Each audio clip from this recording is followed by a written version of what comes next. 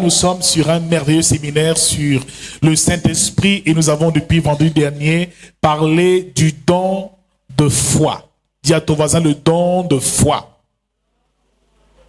Bien-aimé, la foi est quelque chose de très important pour la vie des croyants et le Seigneur nous fait clairement comprendre dans sa parole, dans Hébreux 10, verset 38, que mon juste vivra par la foi. Dis-le à ton voisin, mon juste vivra par la foi.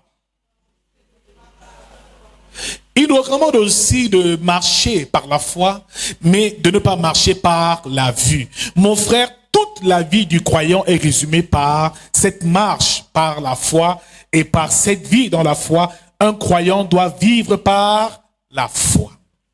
Bien-aimé, le principe de la foi est un principe extrêmement profond. Et je crois que depuis la dernière fois, beaucoup ont été bénis par ce message qui a fortifié notre foi et notre homme intérieur, naturellement, notre marche vers l'éternité et notre course, parce que la Bible nous parle aussi du bon combat de la foi. Alors nous allons poursuivre aujourd'hui dans Actes chapitre 14, nous allons lire du verset 8 au verset 10, très rapidement, et nous allons lire par la suite Matthieu 8 du verset 23 au verset 27. Dans Actes chapitre 14 au verset 8, à Lystre, se tenant assis un homme impotent des pieds, boiteux de naissance et qui n'avait jamais marché. Il écoutait parler Paul, et Paul, fixant les regards sur lui, et voyant qu'il avait la foi pour être guéri, dit d'une voix forte, « Lève-toi, droit sur tes pieds. » Et il s'éleva d'un bond et marcha. Durant donc le voyage missionnaire de l'apôtre Paul à Lystre, parce que par la suite, il devait retourner à Antioche. À Lystre, il rencontre donc un boiteux, un impotent, un homme qui était infirme de naissance, qui a entendu sa voix. La Bible déclare qu'il écoutait parler Paul, et Paul, fixant les regards sur lui, et voyant qu'il avait la foi pour être guéri, dit d'une voix forte, « Lève-toi droit sur tes pieds. » Et il se leva d'un bond et marcha.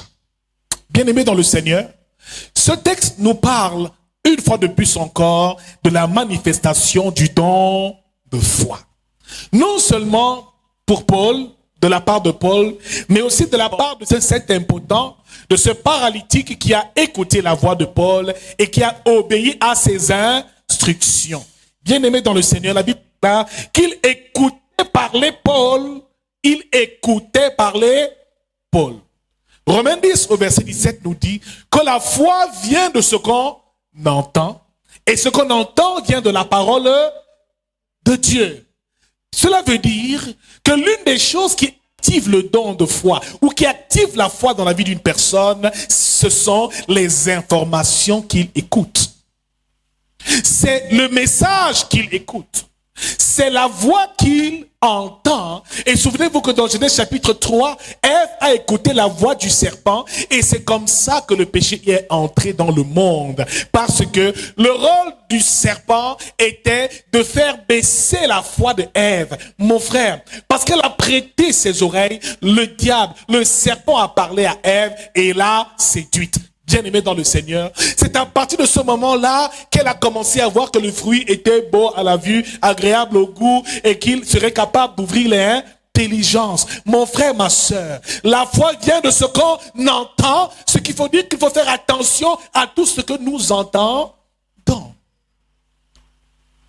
Et bien-aimé, cet homme écoutait l'apôtre Paul.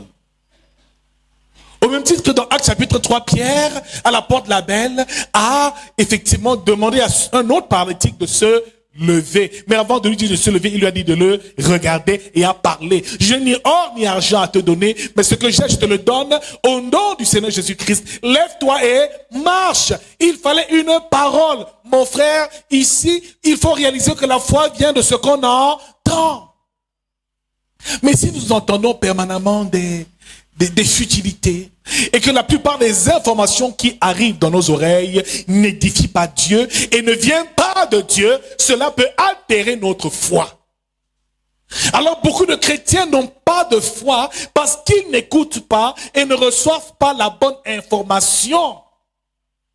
Et tous les jours, dans les loisirs, Internet, Facebook, les réseaux sociaux, bien-aimés, tout ce que nous écoutons peut atteindre notre cœur et influencer notre foi. La foi vient donc de ce qu'on entend. Et ce qu'on entend vient de la parole de Dieu. Un chrétien qui grandit dans la foi est un chrétien qui est permanemment arrosé par la parole de Dieu. Alors si tu lis ta Bible 1 heure de temps et que tu es sur Facebook pendant 10 heures de temps, mon frère, c'est sûr, ta foi ne grandira jamais. Elle vient donc de ce qu'on entend. Alors ici, il écoutait parler Paul, et ici Paul fixant les regards sur lui, selon ce que la parole de Dieu nous dit, et voyant qu'il avait la foi pour être guéri. Cela veut dire, bien-aimé, que la foi est visible. La foi d'un homme peut être perceptible. On reconnaît un homme qui a la foi d'un homme qui n'a pas la foi, parce que, bien aimé, la foi en nous, frères, produit un certain comportement, produit un certain langage, produit une certaine attitude dans la vie de tous les jours. Un homme qui marche par la foi, qui vit par la foi, ne s'ignore pas. Il ne parle pas le langage des inquiétudes. Il ne parle pas le langage de la peur. Il ne parle pas le langage de la crainte. En toute chose, il vit par la foi. Il espère à Dieu et garde les yeux rivés et fixés sur Jésus-Christ et sur Dieu.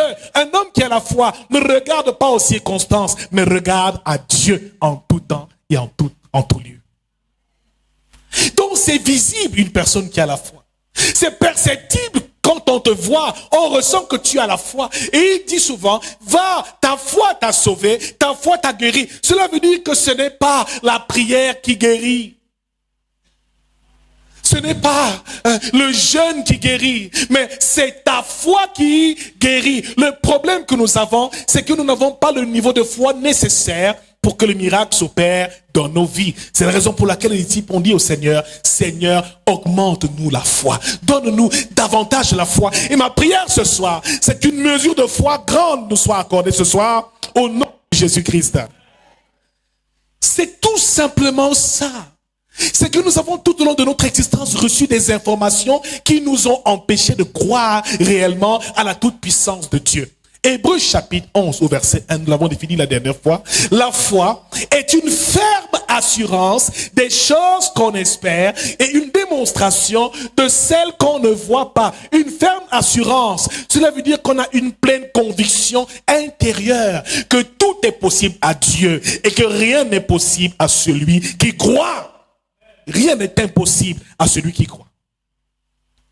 Donc celui qui a la foi, ce n'est rien d'autre que ça. Une véritable conviction intérieure. Alléluia. Bien évidemment, nous pouvons aussi définir la foi comme un mode de vie. Car il dit, le juste, mon juste, vivra par la foi. Donc c'est par la foi que tout chrétien doit vivre. Que tu aies à manger, que tu n'en aies pas, tu vis par la foi. Dieu pourvoira à tous tes besoins. Un croyant qui a la foi ne parle pas n'importe comment, n'a pas n'importe quel langage, il ne se comporte pas n'importe comment. Quand Paul a regardé cet homme, il a réalisé une chose, c'est que cet homme avait assez de foi pour être guéri. Je prophétise ce soir que ta foi est suffisante pour entrer dans ta bénédiction. Frère, ce n'est que la foi qui nous manque. C'est la foi qui nous sauve. C'est la foi qui nous permet de faire descendre les bénédictions spirituelles dans les lieux célestes et les rendre matérielles. Mon frère, tout est une question de foi. Le juste vivra par la foi. Il marchera par la foi et il sera toujours fait selon ta foi. Frère, c'est très important. Dans le second texte de Matthieu chapitre 8, la Bible déclare ici que Jésus est monté dans une barque avec ses disciples et que voici, bien aimé, il s'éleva sur la mer une grande tempête et que la barque était couverte par les flots. Lui, il dormait. Cela veut dire que Jésus était dans la barque avec les disciples, il s'est endormi, pourtant il voyait comment est-ce que la tempête soufflait. Frère, un homme qui a la foi dort même quand il a des problèmes. Un homme qui à la fois ne passe pas le temps à ruminer toute la nuit, à réfléchir sur un problème, parce qu'il donne le problème à Dieu et il sait ce que Dieu est capable de le régler. Frère, même si tu n'as pas encore payé ton loyer, même si tes enfants n'ont rien à manger le lendemain, dors paisiblement comme Jésus dormait. Le problème, c'est qu'on s'inquiète. C'est qu'on s'agite, c'est qu'on commence à avoir tellement de pensées qui commencent à envahir notre esprit que cela empêche à la foi de se manifester. Mon frère, la foi est comme une main spirituelle qui doit recevoir la bénédiction de Dieu. Frère, Dieu peut te bénir, mais si tu n'as pas de foi, tu ne peux pas saisir la bénédiction de l'Éternel. Alors ici, Jésus dormait. Il y a une dimension où, frère, il faut apprendre à dormir, à rester calme. Et c'est ce que Moïse a dit à ce peuple. Dans Exode 14, verset 14. Que ces Égyptiens que vous voyez, vous ne les verrez plus. L'Éternel combattra pour vous, mais vous, gardez le silence. Un homme de foi ne parle pas beaucoup quand il a des problèmes. Il se concentre et garde les yeux tournés vers son Créateur. Il suffit seulement que nous, tu n'as pas de quoi manger. C'est toute la République qui sera au courant. Amen. Dis à ton voisin, je suis peut-être un homme de peu de foi. Dis à ton voisin, augmente ta foi. Et il suffit seulement que ton enfant soit malade et tu cries partout. L'enfant est malade, ça ne va pas, je souffre, j'ai des problèmes. Ça se voit même sur ton visage que tu souffres parce que la foi te manque. Que cette foi augmente au nom de Jésus. Jésus, malgré la tempête, il dormait quand même. Alléluia. Je ne sais pas ce que tes inquiétudes vont faire. Même si tu t'inquiètes pour 1 milliard, tu vas te réveiller, les problèmes vont subsister. Il est donc important d'avoir confiance. Donc un homme de foi est une personne qui a entièrement confiance à Dieu. Il ne s'inquiète de rien, de quoi manger, de quoi boire, et il sait que pour lui, chaque jour suffit sa peine, et demain aura soin de lui-même. Un homme de foi ne marche pas dans les inquiétudes. Une personne permanemment stressée dit des choses qui quelquefois manifestent son incrédulité, on va dire ainsi. Quand quelqu'un parle, tu ressens que cette personne parle, mais elle manque tellement de foi. Cela est perceptible et Paul l'a perçu. Les disciples donc s'étant approchés, le réveiller et dire, Seigneur, sauve-nous, nous périssons. Dis avec moi, homme de peu de foi. C'est la même chose que Jésus a dit à Pierre. Parce que lorsque Jésus a marché sur les eaux pour retrouver Pierre et tous les disciples, Pierre a vu Jésus, il a eu peur et a cru que c'était un fantôme. Il dit, Seigneur, si c'est toi qui marches, dis-moi de venir, je te suivrai. Il a marché sur les eaux. Frère, il a marché. Mais à un moment, le vent soufflait tellement qu'il a pris peur. Mon frère, notre plus grand adversaire dans la marche par la foi, c'est la peur. Les inquiétudes. La peur. La Bible nous fait comprendre ici que Jésus s'est levé. Sauve-nous, nous périssons. Comment tu peux périr alors que Jésus est dans le navire avec toi? Comment tu peux souffrir alors que tu es enfant de Dieu et tu crois que ta vie est finie? Comment malgré la situation que tu traverses, tu parviens à douter alors que le Dieu que tu sers est un Dieu vivant? Vous voyez en réalité que la foi, nous ne l'avons réellement pas. Parce qu'un homme de foi n'a pas le cœur rempli d'inquiétude, des soucis du lendemain. Mon frère, il prend tout et il dépose aux pieds de Jésus. Il dit, mon Seigneur, donne ce fardeau, il est trop lourd pour moi. Qui a souvent beaucoup d'inquiétude ici, qui lève la main comme ça? Qui est souvent trop inquiet quand il a des problèmes? Qui se plaint beaucoup? Qui se plaint beaucoup? Alléluia. Même les plaintes sont un langage d'incrédulité.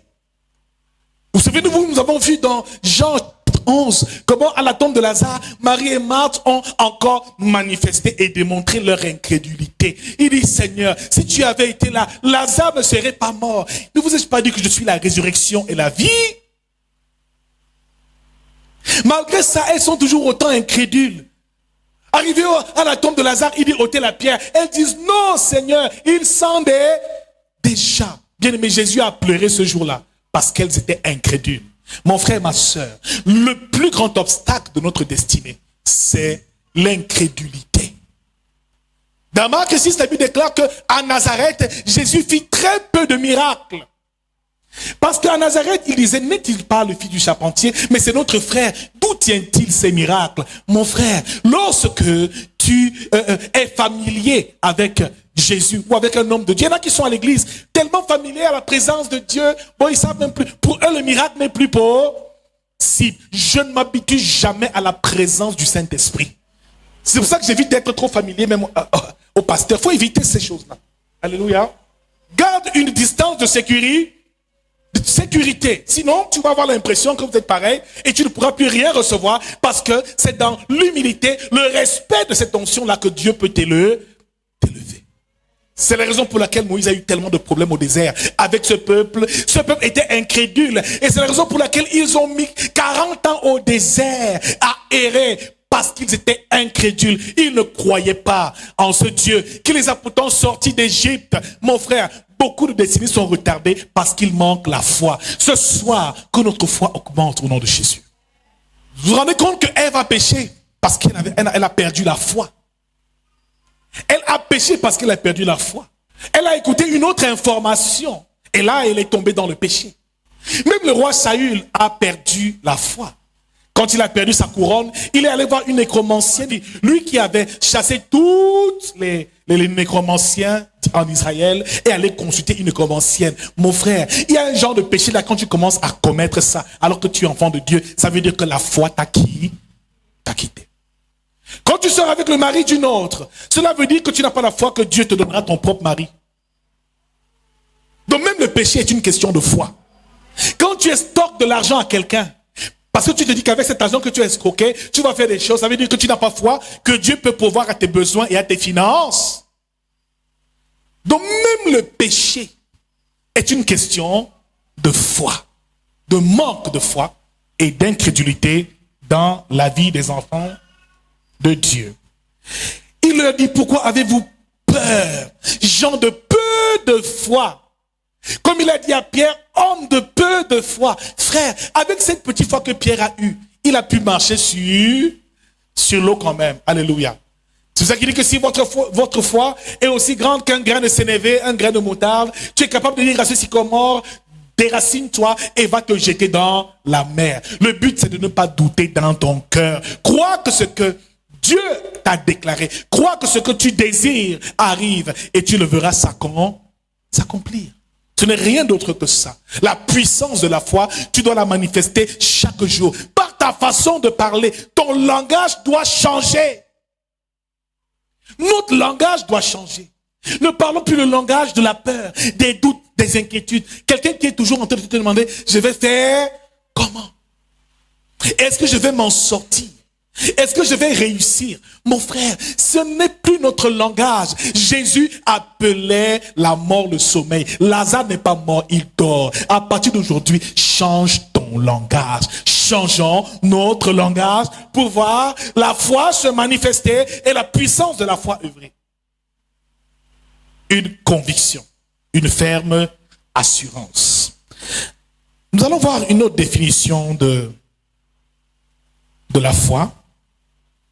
Nous avons dit ici que la foi est cette confiance que nous avons en l'Éternel, mais c'est aussi la confiance qu'on a lorsque Dieu ne répond pas, lorsqu'on vit des situations dramatiques, lorsque tout semble perdu, lorsque le ciel semble fermé, on garde quand même la confiance que nous avons en Dieu. Et souvenez-vous de Job, de la patience de Job. Malgré le fait que Dieu ait enlevé, ait permis que Satan lui enlève enfants, argent, bétail, il a gardé la foi. Il a dit, le Seigneur a donné, le Seigneur a repris, que son nom soit glorifié. Il n'a désobéi en rien. Il a gardé une foi parfaite, même au milieu des tribulations. Parce qu'il y aura des moments dans notre vie chrétienne où tout semblera fermé, où on aura l'impression que Dieu nous a oubliés. C'est dans ces temps-là qu'on voit que quelqu'un a réellement la foi. Malgré ses problèmes, tu sers Dieu avec le même amour, tu pries avec le même zèle, tu sers ton Seigneur, on ressent que la foi est véritablement sincère. C'était le cas de Job, c'était le cas d'Abraham, c'était le cas même de Joseph, qui malgré la méchanceté de sa famille, la méchanceté de Potiphar et de sa femme, la méchanceté même en prison, il est resté calme, il n'a pas bronché parce qu'il savait quel était le plan de Dieu pour sa destinée. Mon frère, la foi est la confiance qu'on manifeste à Dieu quand tout semble perdu, quand il n'y a même plus d'espoir. Lorsque le Seigneur reste silencieux face à une situation qu'on traverse, une situation parfois difficile, c'est à ce moment que la foi se manifeste davantage. Alléluia. Une autre définition de la foi est une semence. Luc 17, au verset 6 nous dit, si vous avez la foi comme un grain de sénévé, vous direz à ce sycomore, déracine-toi, plante-toi dans la mer, et il vous obéirait. Cela veut dire que la foi est donc une semence. Quatrième définition, la foi est un esprit. Et 2 Corinthiens 4, verset 13 nous dit, et comme nous avons le même esprit de foi qui est exprimé dans cette parole de l'Écriture. La foi est donc un esprit, on va même dire, provoque en celui qui le détient un état d'esprit particulier. Celui qui a la foi ne voit pas les choses comme tout le monde. Il n'agit pas de la même manière que tout le monde. Alléluia. Dans le texte où Jésus a parlé à cet impotent, autant pour moi, où Paul a parlé à cet impotent, il lui a dit, lève-toi droit sur tes pieds. Et il se leva d'un bon bout et il marcha. C'est comme Bartimée lui aussi. À l'entrée de Jéricho, il a entendu la voix de Jésus. Cela veut dire que Bartimée était conscient de ce que Jésus faisait. Donc il avait reçu la bonne information. La foi n'agit que lorsqu'on a les bonnes informations. Remplis-toi des bonnes informations de la parole pour pouvoir faire grandir ta foi. Et Bartimée, quand il a vu Jésus passer, il dit, fils de David, aie pitié de moi. Il a crié au point où tous ceux qui étaient là ont voulu le faire taire. Mais sa voix est parvenue jusqu'à Jésus. Jésus s'est retourné et l'a invité vers lui. Quand il a invité Bartimée, Bartimée a sauté d'un seul bond, d'un coup, et a jeté son vieux manteau pour recevoir sa guérison. Par la suite, Jésus l'a guéri. Il a recommencé à voir. Cela veut dire, frère, que la foi n'est pas seulement la parole de foi. Il y a aussi les éléments de la puissance et de la foi. Nous allons parler de la parole de foi, de la foi. Parole de foi. Deuxièmement, nous allons parler des actes de foi. Donc, la foi va aussi avec les actes. Amen. Alléluia. Tu ne peux pas dire que tu as la foi et tu ne poses jamais aucun acte. Frère, la foi va avec les actes. Comme le prophète Élie a défié le prophète de Baal, il a agi d'une certaine manière, il a fait tomber le feu sur l'holocauste pour consumer l'holocauste. Frère, il y a des actes de foi. Jésus lui dit, lève-toi. Paul lui dit, lève-toi et marche. Ce qui veut dire qu'à ce moment-là, sa foi s'est manifestée, démontrée. Parce que dès l'instant où la foi est engagée, l'acte de foi est celui-là qui produit le miracle. C'est pour ça que Jésus a parlé à la tempête, au vent, à la mer. Il a dit, tais-toi, calmez-vous. Et ils se sont simplement calmés. Mais qui est cet homme à qui même le vent, la mer lui obéit? Remarque 11, il a maudit le figuier, simplement par la parole. Mon frère, chacune des paroles que nombre de fois on a déclarées doit être remplie de la puissance de Dieu.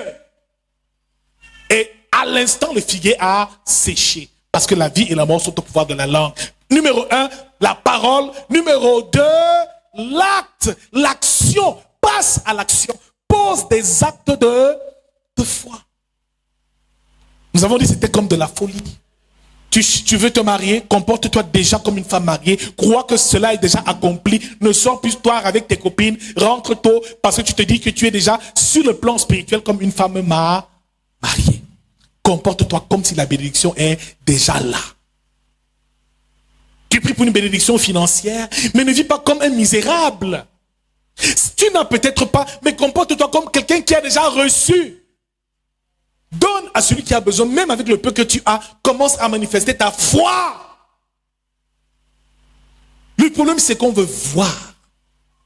Et l'un des obstacles à la foi, ce sont numéro 1, nous avons dit les sens. Nous avons plusieurs sens, je crois 5 sens.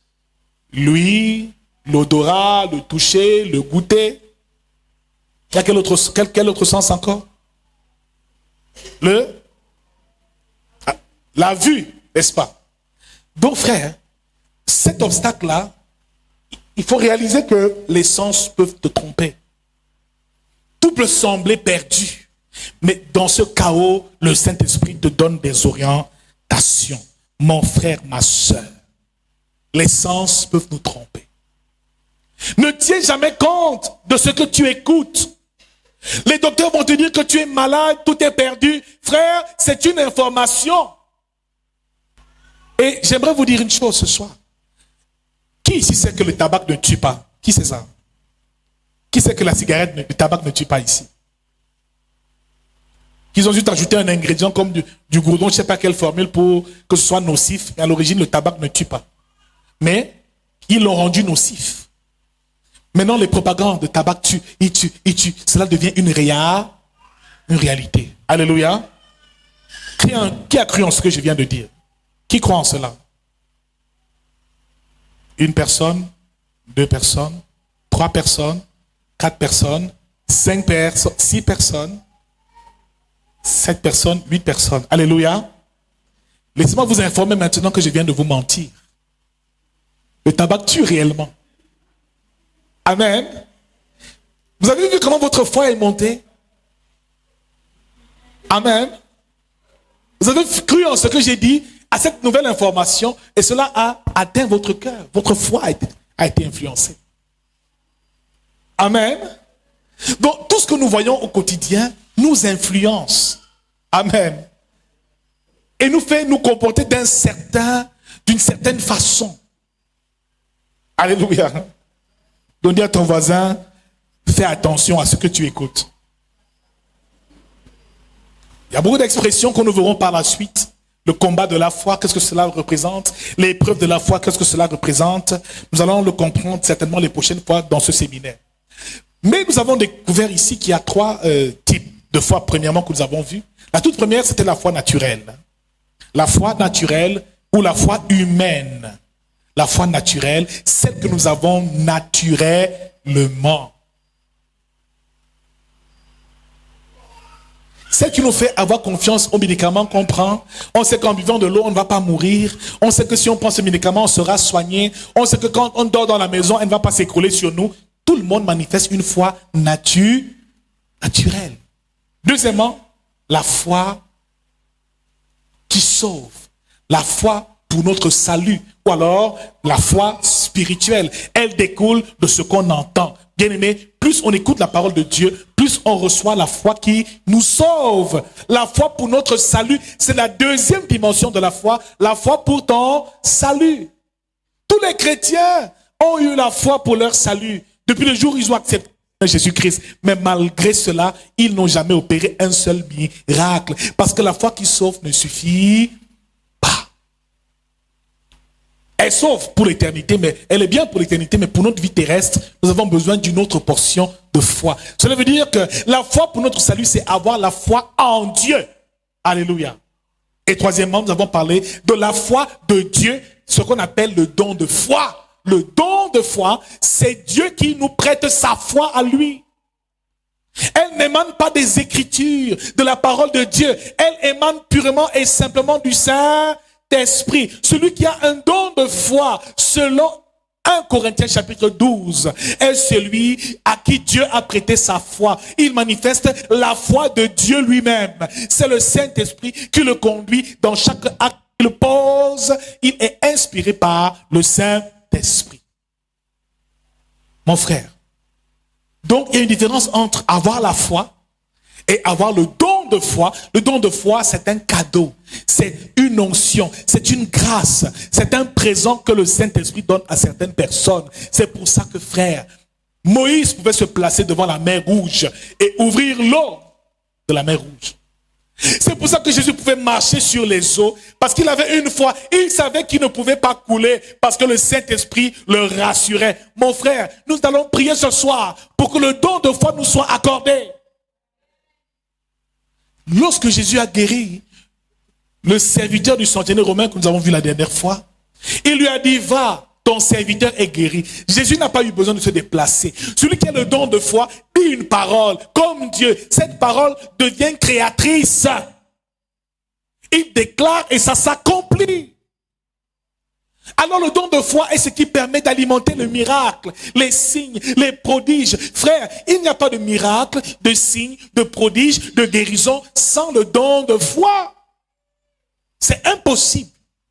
Et cette femme à la perte de sang a manifesté le don de foi. Elle a sauté, elle a touché le vêtement de Jésus. Qui lui a dit que c'est le vêtement qu'elle devait toucher? Elle aurait pu rester là simplement, attendre que Jésus passe, prier dans son cœur. Mais elle a posé un acte de... Elle a dit, si je touche seulement le pan de son vêtement, je serai guérie. Parce qu'elle a été guidée par le Saint-Esprit. Mon frère, pour pouvoir manifester le don de foi, la première chose, c'est avoir une véritable communion avec le Saint-Esprit. C'est d'être sensible à la voix de l'Esprit. C'est d'être conduit par le Saint-Esprit. C'est de marcher par l'Esprit. C'est de vivre par l'Esprit. Frère, tu ne peux pas recevoir le don de foi si tu es insensible à la voix du Saint-Esprit. Regardez les décisions que nous prenons au quotidien. On commet tellement d'erreurs parce qu'on n'est pas sensible à la voix du Saint-Esprit. C'est pour ça que dans toutes choses, à des moments, je m'arrête. Je dis, non, Saint-Esprit, parle-moi par rapport à cette situation. Je ne parle pas et je n'agis plus par ma chair. Il faut apprendre à développer une réelle communion avec le Saint-Esprit. Ceux qui seront là dimanche, nous allons introduire le thème sur la communion avec le Saint-Esprit. Comment faire pour entendre sa voix? Comment faire pour faire du Saint-Esprit ton ami? Frère, c'est une autre dimension dans la marche avec le Seigneur. Première étape, pour que le don de foi s'active dans la vie d'une personne, elle doit développer une réelle communion avec le Saint-Esprit. Tu ne l'as pas, le don de foi ne peut pas agir. Tu vas dire, va là-bas, va. Tu seras guéri, va revenir, mon frère, la douleur est toujours là. Laisse-moi, tu as dit, mais ça n'a rien changé. Quelle est la relation que tu as avec le Saint-Esprit? Quelle est ta relation avec le Saint-Esprit, avec la personne du Saint-Esprit? Qu'est-ce qu'il a dit à la veuve de Sarepta? De donner au prophète Élie du pain et de l'eau, un gâteau et de l'eau pendant la sécheresse à Sarepta. Dans 1 Roi, chapitre 17, au verset 16 à 10, c'est à partir du verset 16. Élie vient demander à cette veuve de l'eau, alors qu'elle est sur le point de mourir, elle lui donne quand même de l'eau. Frère, elle marchait par la foi et elle vivait par la foi. Elle savait que quoi qu'il arrive, Dieu ne l'aurait jamais abandonné. Le don de foi t'amène à donner. Et c'est comme de la folie ce que tu donnes parce que ça va ouvrir des portes terribles. Comme cette femme qui a donné les 2 sous qu'elle avait pour vivre. Le don de foi active le miracle. Par lui, tu opères des miracles. Tu donnes. Comme Jésus a multiplié le pain, le don de foi te permet de faire le miracle de la multiplication même s'il le faut. Frère, c'est un don qui est très important pour le corps de Christ. Alléluia. Et ce soir, je prie pour que ce don-là, nous l'ayons tous au nom de Jésus. Par le Saint-Esprit. Élie, pendant 3 ans et 6 mois, a fermé le ciel. Et a dit au roi Achab, il n'y aura pas de pluie en Israël, sauf à la parole de ma bouche. Il a tourné le dos, il est parti. La pluie a cessé pendant 3 ans et 6 mois, jusqu'à ce que Élie lui-même parle encore pour que la pluie retombe. Devez-moi, sois un homme de foi. C'est avec cette même foi que David a parlé à Goliath. Et lui dit, tu viens contre moi avec l'épée, la lance et le javelot, et moi je viens contre toi au nom de l'Éternel des armées que tu as voulu humilier. Ce soir même, aujourd'hui même, je donnerai ta chair aux oiseaux du ciel, aux animaux des champs. David avait un toupet, une audace sans pareil. Il avait le don de foi. Il te donne un courage que les autres n'ont pas. Il te fait marcher dans un surnaturel que les autres ne manifesteront jamais. Frère, celui qui a un don de foi peut tout obtenir de Dieu. L'autre ingrédient, nous avons dit, pour activer le don de foi, il faut la parole de foi aussi. Numéro 3, il faut des actes de foi. La 4e chose qui permet d'activer le don de foi dans la vie d'une personne. La 4e chose. Le don de foi s'active, numéro 4, lorsque la gloire de Dieu est menacée. Lorsque la gloire de Dieu est menacée. Frère, Moïse est venu parler à Pharaon. Parce que la gloire de Dieu était menacée. Dieu a dit, va libérer mon peuple qui était en servitude. 420 ans de servitude. Frère, cette fois-là, c'était un défi entre le Dieu de Moïse et le Dieu de Pharaon. Lorsque la gloire de Dieu est menacée et qu'une situation se pose où les chrétiens peuvent être humiliés, c'est là où le don de foi doit être engagé. Il a parlé à Pharaon. Il dit, libère le peuple d'Israël. Quel courage! Pharaon était dépassé. Toi, Moïse, tu es qui pour venir me... Parce que Pharaon était comme un dieu en Égypte. Mais Moïse a eu ce courage de lui dire. Et par la suite, des signes, les plaies ont commencé à frapper l'Égypte parce que Moïse a déclaré, frère, quand on a le don de foi, c'est impressionnant. Quand Élie, le prophète Élie, a tué 450 prophètes de Baal, 400 prophètes d'Astarté, il a tué près de 1000 prophètes le même jour pour rétablir la gloire de Dieu en Israël. Frère, c'est parce que la gloire de l'Éternel était menacée. Mon frère, quand la gloire de Dieu est menacée, c'est là où le don de foi s'active. Quand tu sens que Seigneur, cette situation que je traverse, qu'est-ce que les païens vont dire? Ma honte, c'est ta honte.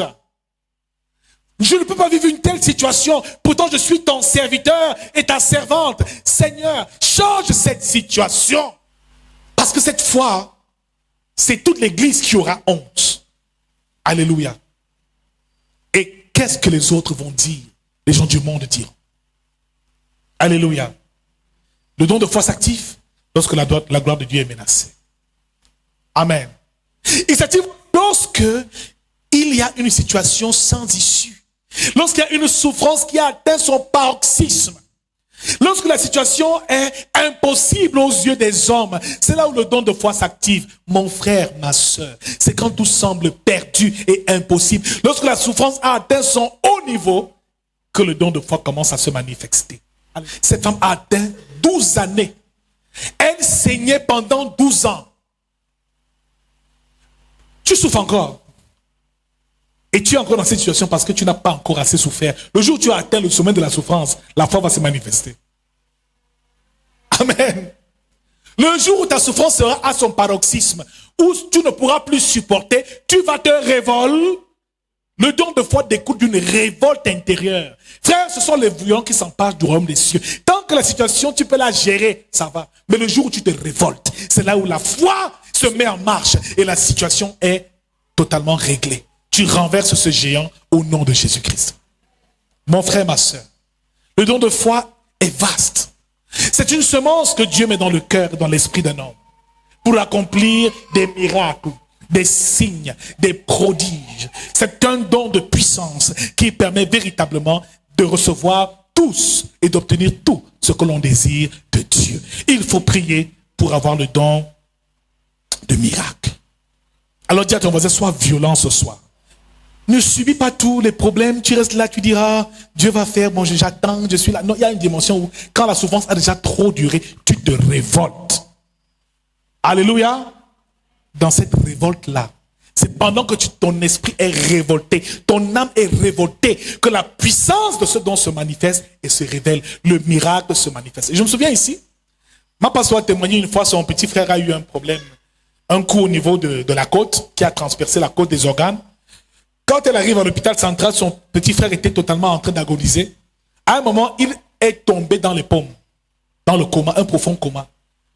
Elle dit, papa, j'ai prié comme je n'ai jamais. Réveille-toi, réveille-toi. Elle a crié, c'est-à-dire de toutes ses forces. À un moment, quand elle a crié, il est revenu. Ah, il regarde.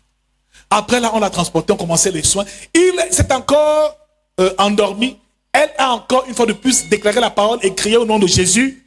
Il s'est encore réveillé. Cette fois, il s'est réveillé définitivement. Il est venu témoigner ici. Il a dit, il le savait bien, il entendait une voix. Il savait qu'il partait, il était en train de traverser un tunnel. Mais il y a une voix qui l'a ramené. Frère, le don de foi doit ramener tout ce qui était perdu dans nos vies. C'est par ce don-là que Jésus a dit, Lazare, lève-toi. La résurrection, c'est le don de foi. Tu y crois, frère. Et c'est pas vous dire que la foi nous manque terriblement. Je me souviens, j'étais à un deuil, j'étais assis. Le Saint-Esprit m'a dit clairement dans ma tête que ce corps qui est là, cet homme n'est pas mort. J'ai dit, Seigneur, qu'est-ce que tu racontes, Seigneur? Il dit, cet homme n'est pas. Il dit, lève-toi, tape le cercueil 3 fois. Et il va se réveiller. Je dis, hein? Je regarde, je vois les autorités. Je vois les prêtres qui font la cérémonie d'abord. Je dis, moi aussi, me lever, taper 3 fois. Le courage m'a marrant. Je me suis même levé un peu. Après, je dis, non, ce n'est pas pour. On va dire que je suis devenu fou devant tout le monde. Frère, toi, tu aurais fait quoi à ma place? Non, à l'époque, tu aurais fait quoi à ma place? Tu te serais levé.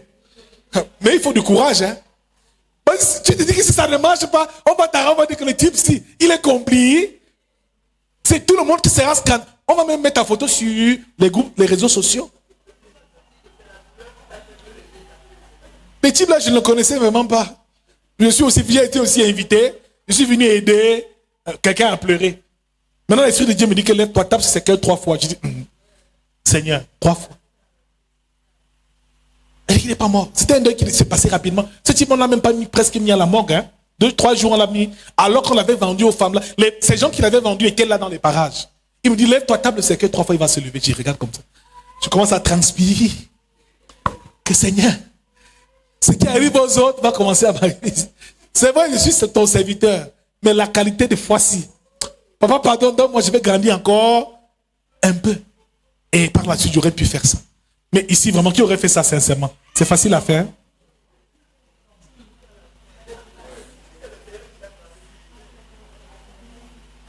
Mais en ce temps, tu te dis que Seigneur, ce n'est pas toi qui passe, c'est peut-être l'ennemi qui est entré, qui veut me souiller, qui veut m'humilier. Hein, Papa Mike, tu te serais levé pour taper. Les ministres sont assis, les caméras sont là, les gens sont assis, et la veuve est là, elle pleure, tout le monde est là, tu te lèves, hein, tout gardement, tu viens, tu tapes, lève-toi. Si par hasard, ça ne marche pas, tu vas assumer. Hein, tu fais comment? Tu acceptes. Attends, maman Sylvie dit qu'elle n'a pas de pression, elle va taper, c'est une femme de foi.